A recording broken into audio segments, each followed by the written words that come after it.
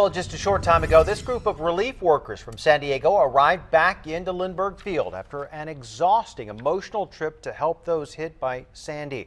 10 News reporter Chris Murphy was there when they came off the plane from JFK.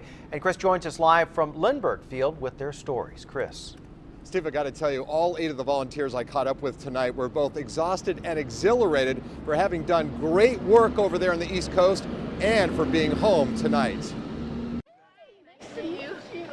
These workers from a branch of the Department of Health and Human Services called the Natural Disaster Medical System just returned from what looked like a war zone. Most people that were there, the only thing they had on their backs was their clothes. They assisted thousands of New Yorkers in Nassau County for the past 2 weeks, arriving just hours after Hurricane Sandy ravaged the region. They helped any way they could. Prescription filling, seeing them for common illnesses. They were in a very bad way.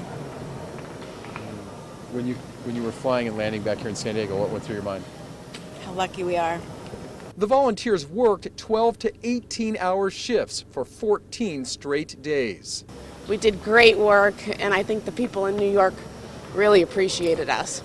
You seem exhausted. I am really exhausted. Think she's tired. Try doing all that while 7 months pregnant. It was good for my heart, and what's good for my heart is good for the baby. Tiffany Pearson was accepted onto the relief team a year and a half ago, and this was her first assignment. Pregnant or not, she was going. I was able to help people find their homes, which was pretty cool, and be able to get home.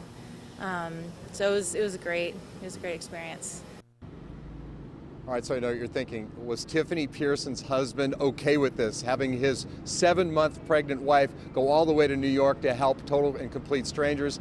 Yes, he was very supportive of her to do that. And speaking of strangers, one other relief worker I talked to tonight said it seemed like a true war zone there, a refugee camp, if you will, because you had thousands of homeless people sleeping in shelters side by side for nights on end. And of course, that continues tonight. Reporting live from Lindbergh Field, Chris Murphy, 10 News.